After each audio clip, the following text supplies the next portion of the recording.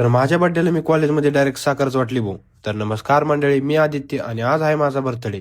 आणि आजच्या दिवसाची सुरुवात काही अशी झाली की बर्थडेच्या दिवशी पण कॉलेजला जाऊन लेक्चर करावं लागतंय. तर प्रॅक्टिकलला गेल्यावर मी माझ्या मित्रांना समजून सांगताना की प्रॅक्टिकल कसं करायचे, जे की मला पण जास्त काही येत नव्हतं.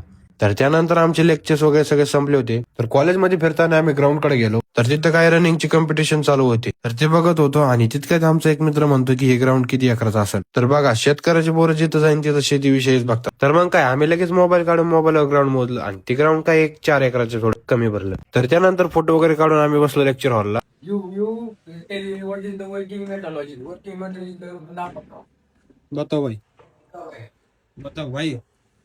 आणि इथं बसून आमच्या डोक्यात विचार आला की आज बर्थडेचं काहीतरी युनिक करूया. आणि एक मित्र म्हणतो आपण साखर वाटू. तर मग काय, आम्ही निघालो दुकानाच्या शोधात. आणि इथं मावशीकडून साखर घेऊन कॉलेजला येतच होतो, तिथं आम्हाला आमच्या महिला मित्र दिसल्या. आणि साखर वाटपाची सुरुवात काही इथूनच झाली होती. नंतर कॉलेजमध्ये जाऊन आम्ही आधी साखर टेस्ट केली की चव कशी लागते. नंतर सगळ्यांना साखर वाटायला सुरुवात केली. नंतर सगळ्यांना साखर वाटत होतो आणि साखर बघून सगळे शॉकच व्हायचे. तर काही प्रसाद म्हणून पाया पडायचे आणि ते पण विचार करत असतील की हे काय बनवीन. आणि नंतर आम्ही सरांना पण नाही सोडलं भाऊ. आणि असं एक एक करून आम्ही सगळ्यांना साखर वाटत होतो. आणि जे राहिले त्यांना जिथं दिसन तिथं वाटत होतो. आणि रात्री मित्रांनी बर्थडे सेलिब्रेशन केलाय. आणि माझ्या बर्थडेला ज्यांनी पण मला विशेष दिल्या, मला शुभेच्छा दिल्या, त्यांना आभार व्यक्त करतो. असंच प्रेम राहू द्या. बाकी फॉलो करून घ्या. भेटू पुढच्या ब्लॉग मध्ये.